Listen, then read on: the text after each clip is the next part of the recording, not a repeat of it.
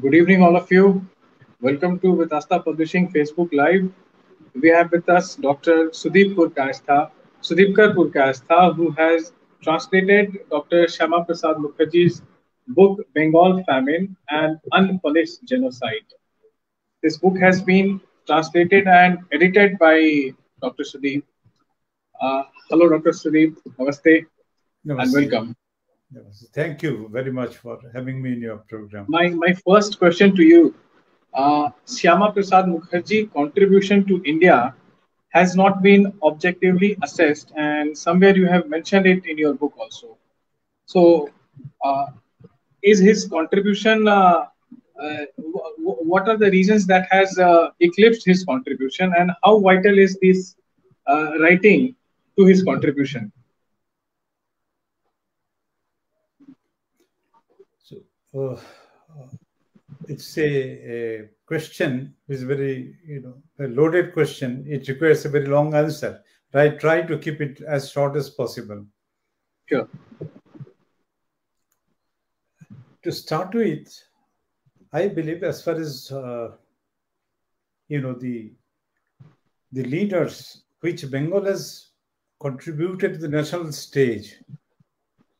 So out of them, probably after Chittaranjan Das and Subhash Chandra Bose, maybe the Syama Prasad Mookerjee is the third tallest leaders who actually hailed from Bengal, but who held a center stage at the national politics.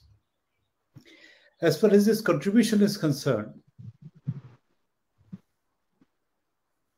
probably, many of us do not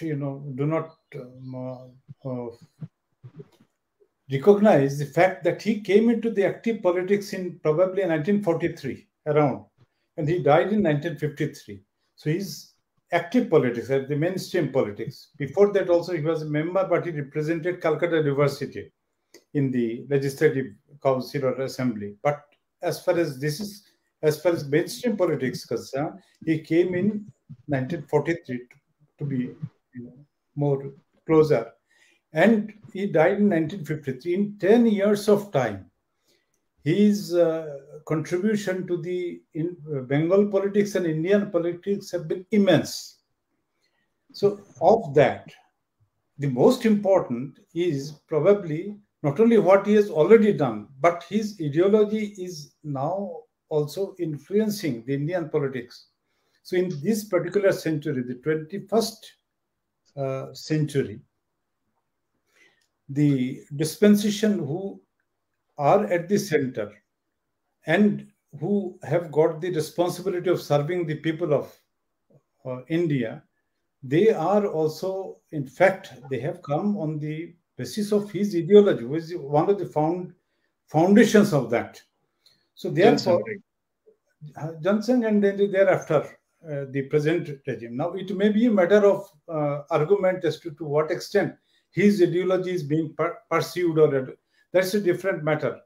But the thing is that the dispensation is there today on the strength of his ideology. It is very important. So therefore, whatever he has done during his lifetime, very short span of time, you will recognize, only for 10 years.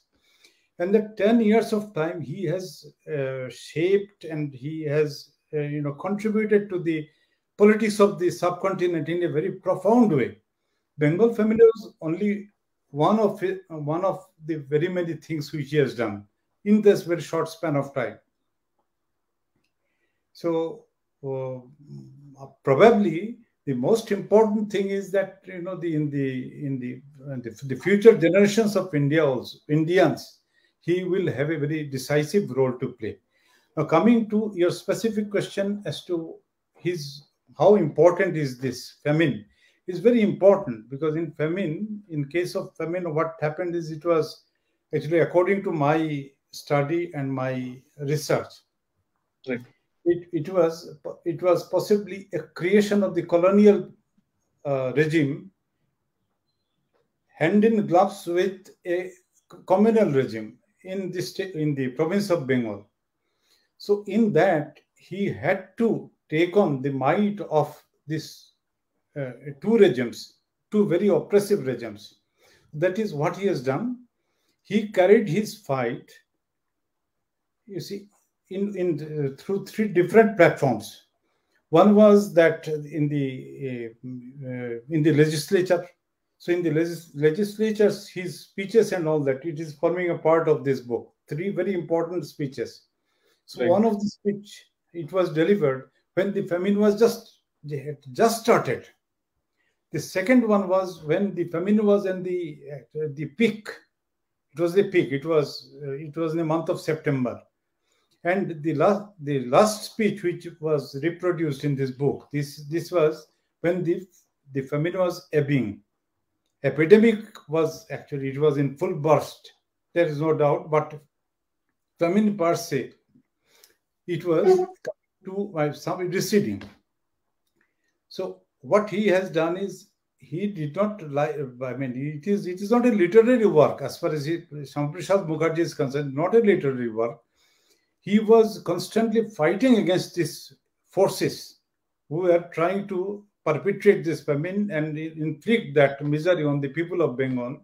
He fought against them through different platforms. One was his speeches in the legislature and his initiative there. The second one was this ruling regimes. They tried to keep Bengal under iron curtain.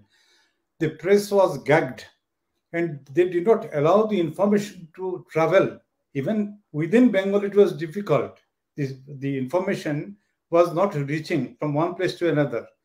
To the rest of India or to the rest of the world, it was very difficult. So he actually, what he did was, he fought to ensure that the Bengal's condition is known to rest of India and to the outside world. The second one, and the third one was, which was very profound. It was carrying out the relief work on a very large scale, a massive scale. Whatever resource he could gather, he used this for the purpose of giving relief to the people. So his fight was being carried at three different levels. Now, what he did in his book, he had just chronicled those, because maybe that he has delivered a lecture, maybe that he issued a press statement, maybe that he wrote an article, maybe that he did a lot of work in the relief, for the relief purposes and all that. So what he did was that he made a compilation of this. That is what is told. Possibly you will see in that the preface of his first edition. He said that this was not a literary creation or something like that. It is, on the contrary, he was if somebody is in a crematorium and some near and dear ones have been consigned to flame or something like that. The terrific tragedy and all. So he was mentally, he was a very, very that way. He loved people, loved his motherland. He acutely felt for the people who lost their lives and all that. So in fact, it deeply troubled him.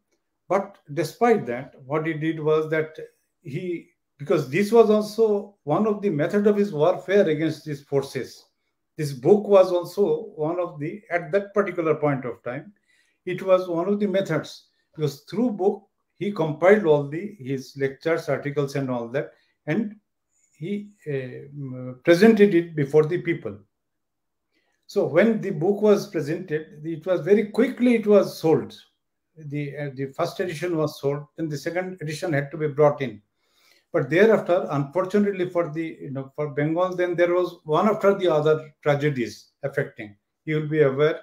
Eventually, 1947 and all that came, partition came. So thereafter, people actually lost a track of his book. So probably, but this was not there before the gaze of the world. So what I tried to do is to make an English translation. Particularly, Syama Prasad Mookherjee was a first-class first in English in his graduation. He was a first-class first in Bengali because his father wanted him in the Calcutta University. When that course started, his father insisted that in order to encourage others, why don't you start this actually? So he enrolled himself as in post-graduation level as Bengali as his subject, and there also he stood first class first. So in fact, so that way actually this particular book, it is written in Bengali, but it was so far available only to the Bengali readers as such. So I thought it is because nowadays a lot of work is being done on famine per se, and the world community and the researchers, they are in fact, even the past famines also, they are exploring what are the reasons and how this can be avoided and what are the messages. So I thought that this particular book, it has got very big relevance and it should be brought before the wider audience. Thank you. I think Yes. It was a very long answer. But a very elaborate one, Dr. Sudip. My next question to you. Bengal, before independence, boasted of a very fertile land. It was composed of, it had parts of Bihar, Jharkhand, and other parts of Bangladesh. So, such a fertile land facing a famine, was it entirely a British creation, or there were some other indigenous reasons also? So, how did British actually engineer this famine?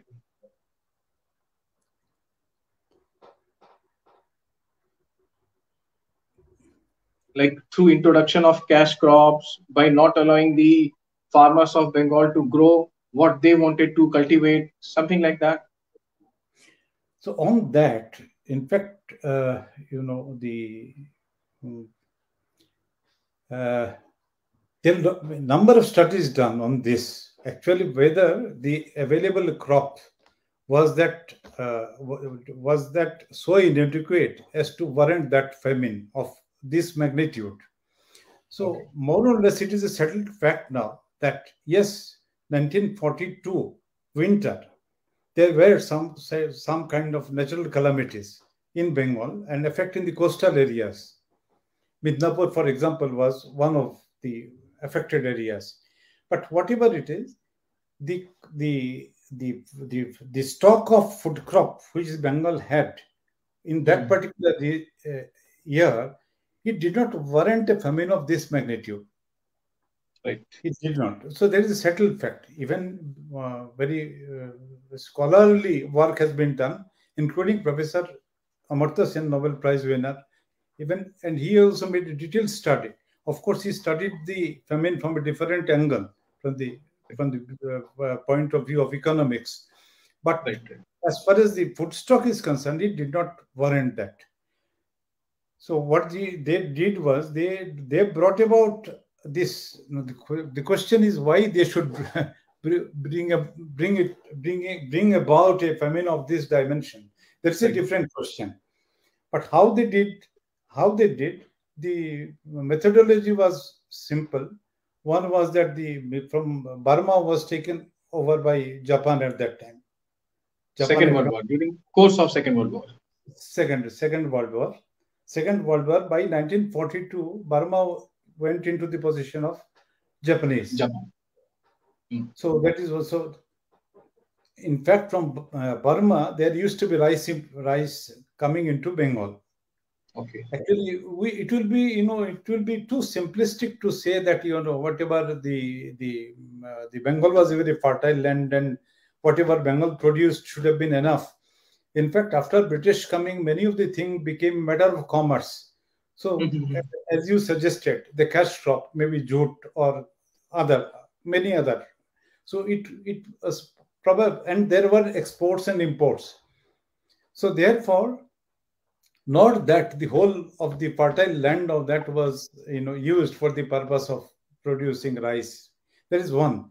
Secondly, as I was telling, that from Burma, there used to be import. The annual import used to be there. Now, after Japanese occupation, that stopped. Now, what happened is, after this, the British, what they did was, they disrupted the rural transportation. They followed a scorched-earth policy. So what they boats, which were actually a lifeline for the rural Bengal, for transportation of the grains and all that, even for cultivation and for different reasons, for fishing and for different other purposes. It was one of the main transportation medium for carrying rice and all that from one to other areas. So the boats were seized. Boats above a particular carrying capacity were seized. So these kind of things had happened, and then the rice was forcibly taken from the farmers beyond a particular quantity, and that quantity was not sufficient for their own purposes and consumption. That was forcibly taken, and then a big statewide food drive was carried out at that time. So therefore, it is it's an elaborate thing. Probably you have to refer to the book.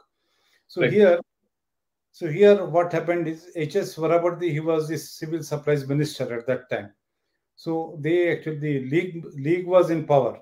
So they created some kind of a panic in the minds of common farmers, and the farmers, out of fear, whatever they could, they wanted to preserve for the genuine consumption of their own family in going forward. Even that also they were compelled to sell, or thereafter they could never buy it back, because their hoarding of rice, the price went up sky high, and it was out of question for them to once again buy anything from that. So then there are many other reasons as well, and then there are black marketing of rice. The press was gagged.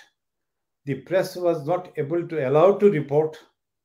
So as a result of which, the Bengal was practically under iron curtain, and in fact, the information flow was not happening.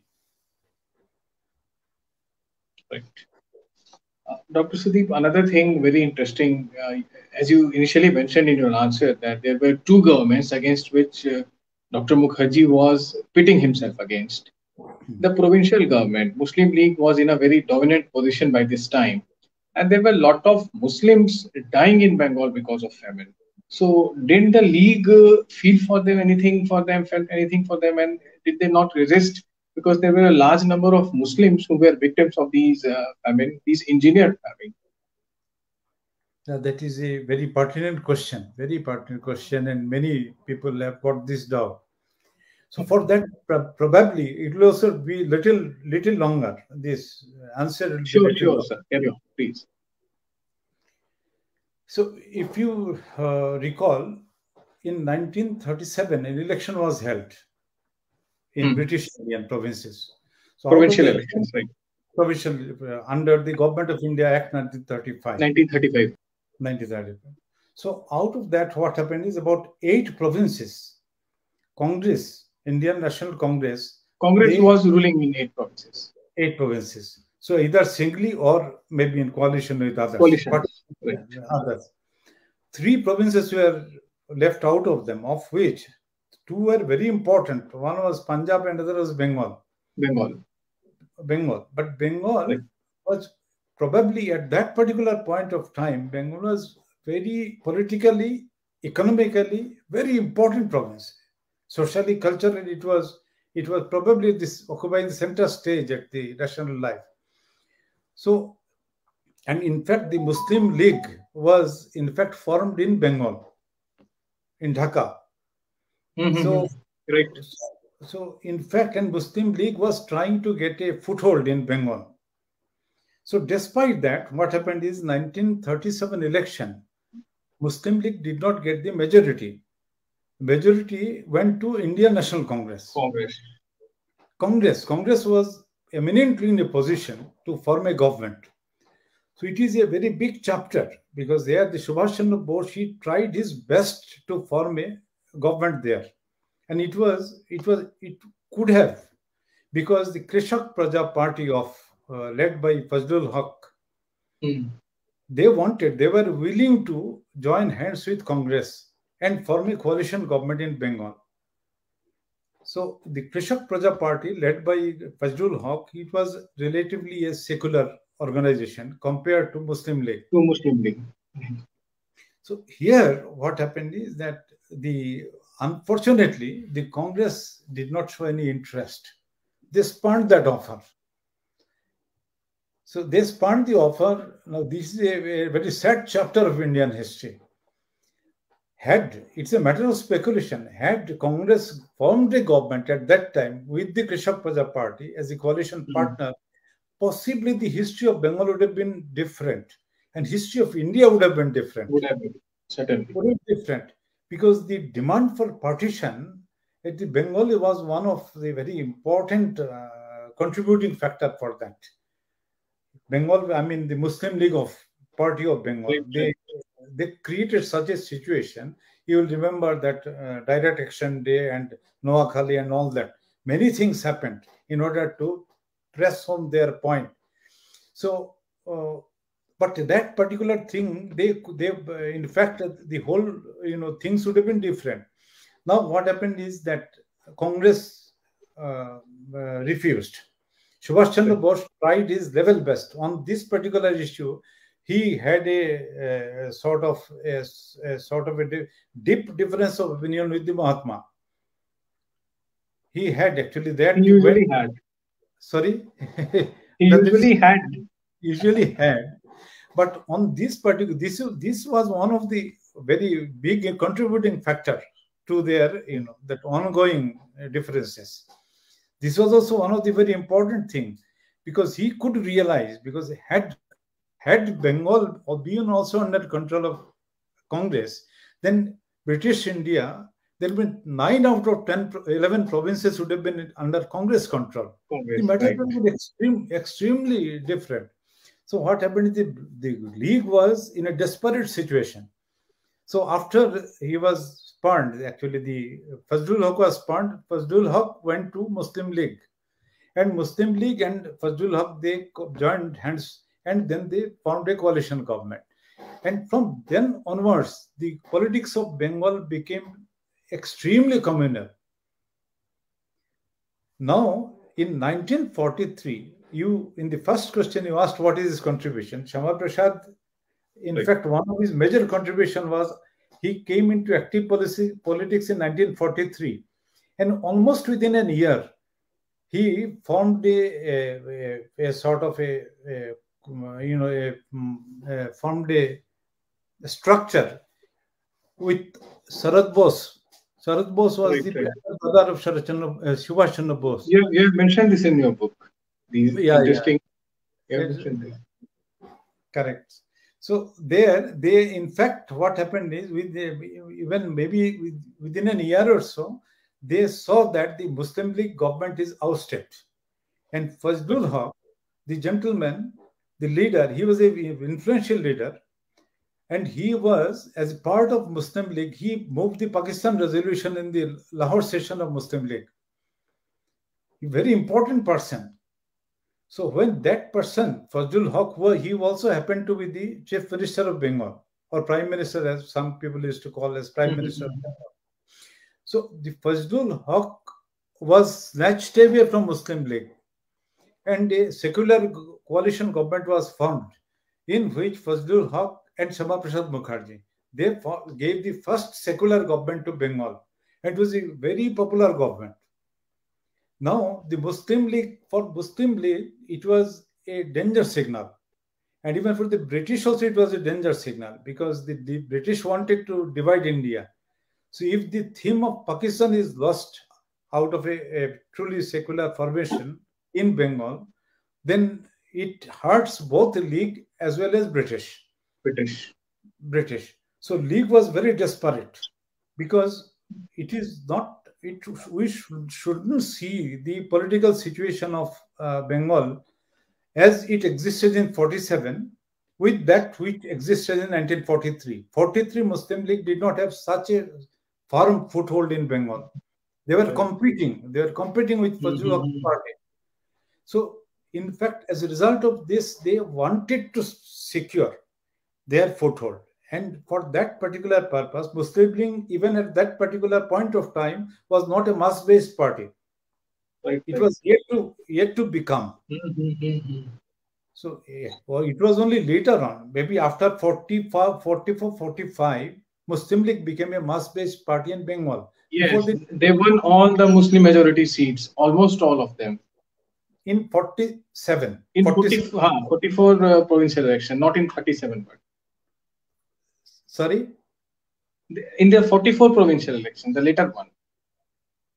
44. Yes, the 40s provincial election when they won majority of the Muslim majority seats. No, that was in 46. 46, sorry. 46. Yes. 44, there was no election.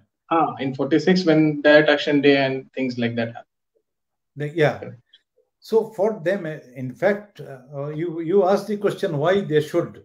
So first of all, it was not a mass-based party. Second, it was singularly, it was obsessed with the goal of Pakistan.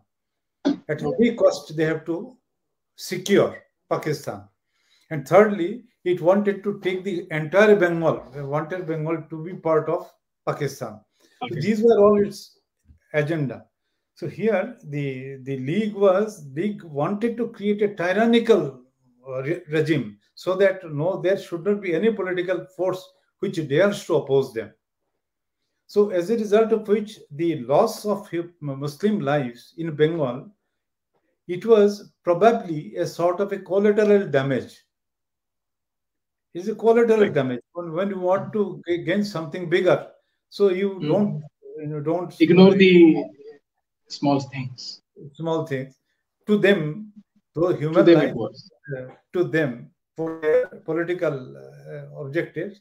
So, but having said this, I must also say that, and you'll find that in this particular book, wherever possible, say with regard to the relief operations and all that, wherever there were any chance, any scope to communalize the relief operation and all that they have done to the hilt. Whereas Syama Prasad Mookerjee, when he organized the relief operations and all that, everybody, every destitute, every victim was served, whoever came. But the League government, even when they administered the relief and all that, they always kept an eye on who is getting the relief. The victim's religion was important. Important. It was extremely important. So that is what they did. That they did. Even for that matter, in some cases where essentials were to be distributed to the people through fair price shop and all that, even with regard to selecting the dealers, unless and until they got sufficiently large number of dealers of their religion, they would not allow this to happen. So even if some people in the meanwhile kept dying, it was communalization at an absurd level. Right. Dr. Sudip, we have mentioned about there is one full chapter on unity is the need, where Dr. Mookerjee tries to appeal to Muslim League that let us shun our differences for a while and let us work for the welfare of those who have been affected by famine. League did not respond positively to it. So, what was the reason? The same thing that you spoke, the very same thing that they were looking for, the larger picture which fitted in their larger political scheme. And was there no other alternative available with Syama Prasad Mookerjee than to appeal for unity? No, that is true. It is true because they were singularly focused on their objective. Right. Syama Prasad Mookerjee, as far as he is concerned, even though he sensed that there is a collusion between two forces, and they are taking the lives of the people of Bengal. But one thing you'll observe, all his lectures and all that, he never lost faith in humanity. From his lectures and all that, again and again, even though he had every reason to suspect, but in the book you will find that everywhere, wherever it is possible, he went on giving suggestions, and he wanted that the government also should come forward and to the rescue of the people. Always, he never lost faith. He kept on trying. That speaks of his greatness. Actually, there is another chapter in your book, like, will the famine come again? So there were repeated cycles of famine in Bengal of that time. Was there an imminent danger that maybe after 42 43 there will again be a famine because the situation has not changed and no corrective measures have been taken by the establishment? It was probably that. It was not because after, whenever a civilized government comes, and Right. in India, they were boasting themselves of a highly civilized government. And you will agree that there is no reason whatsoever, even if, let us say, for argument's sake, that Bengal did not have any, they had maybe 25% of the normal production and all that. But even then, railways were there. There are so many states. No other state, in fact, suffered. At that particular point of time, no other state suffered. So it could, even if there were any shortfall and all that, that could have been easily made up. Right. So why it didn't happen? Neither the British permitted the interstate trading, and not the Muslim League government. They approached maybe the neighboring provinces like Odisha, Assam, Bihar. All of them, they could help Bengal, because only reason it appears is that they were Hindu majority provinces, so they did not want to take any help from those provinces, even though that meant saving of lakhs of lives. Right. So, because it was a political machination, that only confirms that particular thing. Because for a long time, after I think the early 19, there was no famine of this magnitude in British India. After a long time it happened. And after a long time it happened, and it should not have happened. There is no rationale for it.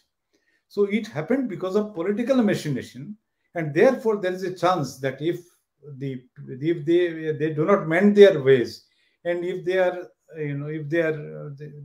intentions are not good, then the same kind of thing may happen again.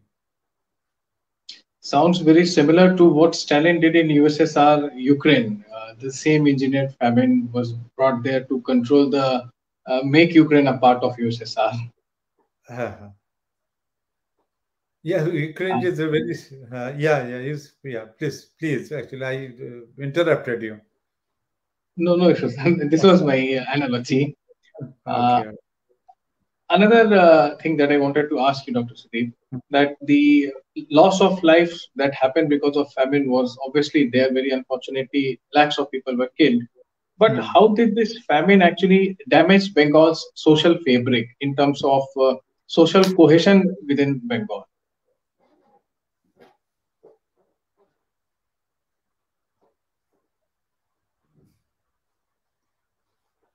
I think, 2-3 things. One is not that all the people were affected.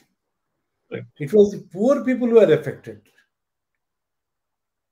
Now, if you just consider this, that Bengal at that time was industrially highly developed, the most industrially developed state in the country. So there were large factories were there in Bengal and in the territories. So what happened is that all these industries, the British, they repurposed it to make war equipments or whatever is needed for carrying out the war. So what happened is these workers of those big factories, even workers of the government departments, corporations and all that, railways, they're all protected. Because the government ensured, because as far as they were waging war on different front globally. They had a huge army and huge British Indian army. And this army had to be supplied food, and they had to be supplied the war equipments and all that. So all these factories and all that were protected. The workers were protected. And then the rich people had their own lifestyle because the rice was available.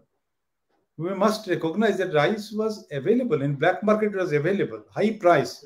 Poor could not afford to buy those, so they had to die. It was a very strange situation. So as a result of this, what happened? Some sections of the people, they died, but the other sections of the people, they did not die. So when in a society, when this happens, there is immediately actually there is there is some kind of bitterness, and it happens because Animosity is created. animosity is created. And but in rural folks, large number of rural folks, they are evicted out of their home, and they wander in the street. They wander the street begging for one morsel of food. So these people, some of them, they could somehow secure a foothold in Kolkata city, and otherwise they went to the big towns. Even there, their fates were not any appreciably better or something like that. So some people died on the road, some people died here, and in the rural areas, the people died even on their fields. And there were cases where I think I mentioned that where there are extensive reporting in the newspaper, and one must also read the book of Sri Kalicharan Ghosh. Yes, Famines in Bengal. It is you have quoted that book in your work. Yeah. Yeah. Professor Amartya Sen wrote the foreword for that book, the Kalicharan Ghosh. It is a very extensive work, highly documented. So there, in fact, it gives details of which newspaper and which reported what. So from that, it is almost, it will bring you to tears that people, half dead people, on the line, eaten by animals. You have written about that, sir. Animals. So these are not fiction of imagination. If you see the Sudan, there were famine. Sudan. So one photographer, he captured vulture. Yes. So in today's this thing, it became a global talking point. Yes. Global, and I think innumerable cases like that had happened in Bengal. No one bothered about that. That photographer later on committed suicide out of depression. These Britishers who brought this famine had no remorse at all. No remorse at all. Right. So this is one. Then secondly, because I mentioned that I have made some approximation. So it is Bengal had a population of about 6 crore at that time, around that 1943. So total population, undivided Bengal. Right. Of that, maybe about 3.5 million people died. So 3.5 million people died. It is because not only for famine, out of famine, it's because famine and famine-induced epidemic. Right, which followed after the famine. It follows in most of the country. It has to follow. So because people lose their immunity, so they become prey to that. So see, it may be a matter of debate as to whether it was 3.5 million people died or it was less or more or whatever it is. But I think the Woodhead Commission, maybe they placed it somewhere little less than 2 million. The Woodhead Commission, we know about the government commission, what they do. So they will try to just whitewash and all reduce the numbers. Reduce the number heavily. So even that. So here, I think all likelihood the 3.5 million by examining different sources, it appears to be reasonable. So if 3.5 million people died under such very miserable condition, then we can well imagine that every person, even if he has got 4 or 5 members, family members, I think it's only approximation. Then they had also seen their near and dear ones dying. In that kind of starving, being starved to death. It is very, for us, it is difficult to even envisage what kind of hardship it causes. If you just a digression, little bit of digression. the Jatin Das, you will Who remember, fasted till death. fasted till death. So here I'm bringing him only Right. for a very limited purpose, that he is the way in which his bodily condition deteriorated with every passing day. There is a vivid description and documentation. So what happens to a person if a person is, in his case, of course, he volunteer to starve. But if I don't get food, then what happens to my physical body? So it is one after the other, limbs and all that, they get paralyzed. So it is a horrible experience. So it is, now it has become matter of statistics, 3.5 million and all that. It's become simple statistics. But the kind of ordeal and the pain and all that which they had to undergo, you cannot even think about that. So these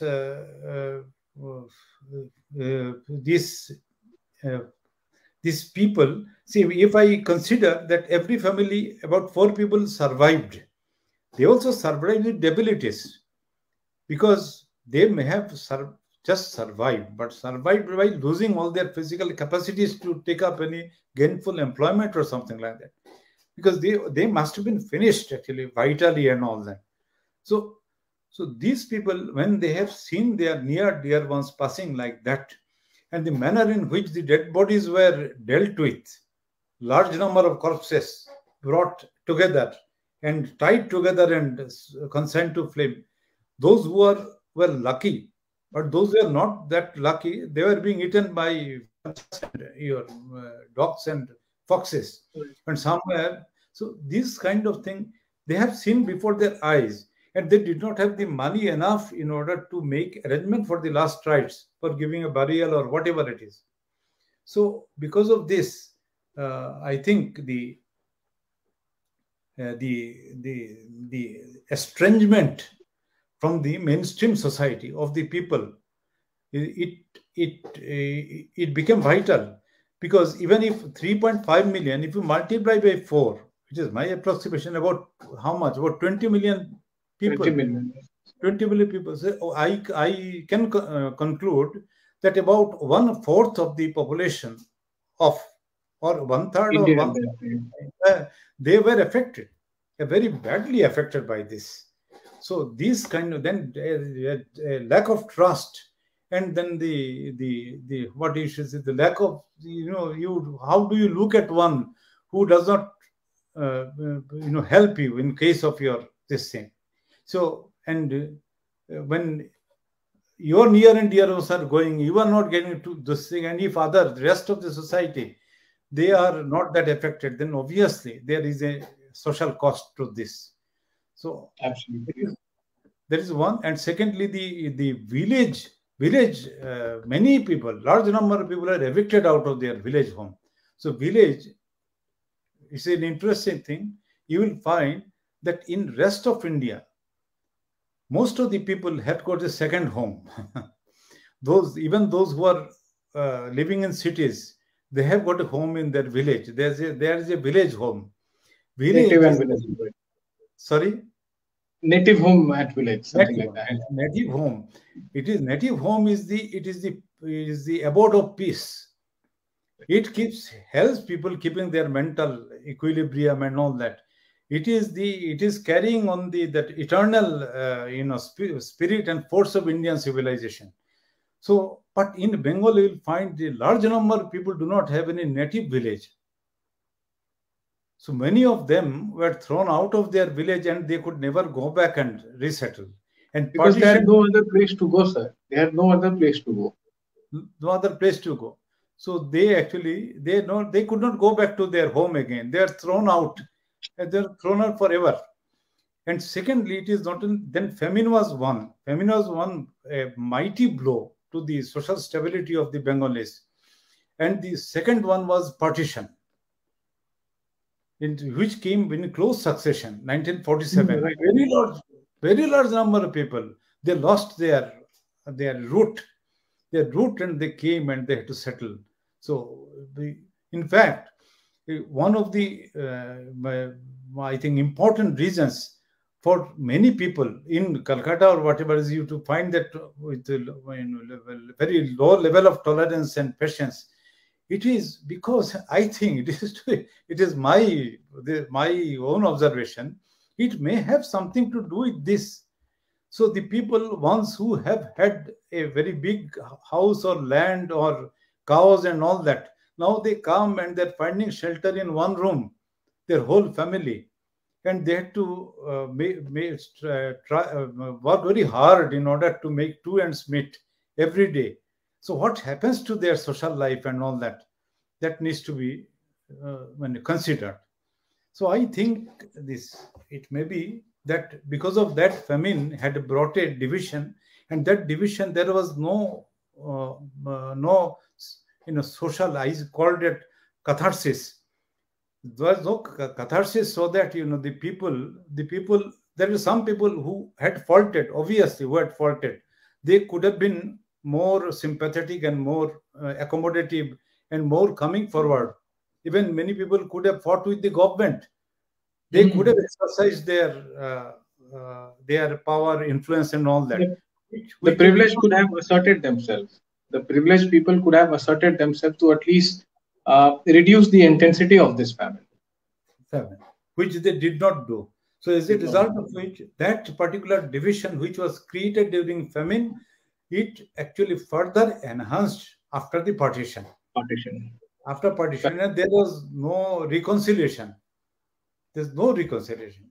The gulf remained always. It began to extend or widen rather. Actually. Dr. Sudip, at this moment, let us see some audience question, and if people who are watching us, let us try to take some of their queries. Okay, please. Just read it out to you. Okay.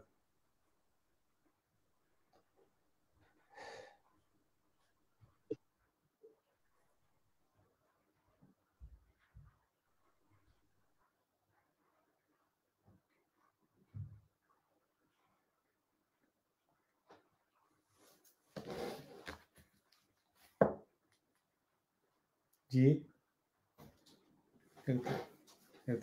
question of the dance.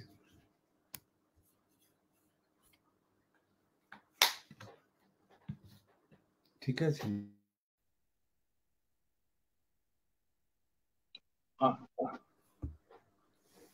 Yeah, please. Yes, I'm just searching for it. At the moment, there are no audience questions as such. Okay, I think you have explained everything in such a lucid way that there remains no question. So, on this note, I would like to thank you for this wonderful work that you have done. May more and more people read this thing, the valuable stuff that you have brought in front of us, because as I rightly said, that there are valuable lessons from history, and those who do not learn from history are condemned to repeat it. So I hope and wish that this book becomes very, very popular and more people read about what actually happened during those times. Dr. Sudip, thank you so much for bringing this to all of us. Thank you so much. It was a very nice session, sir. A very enlightening session with you. It's good of you. Thank you. Thank you. Okay, sir.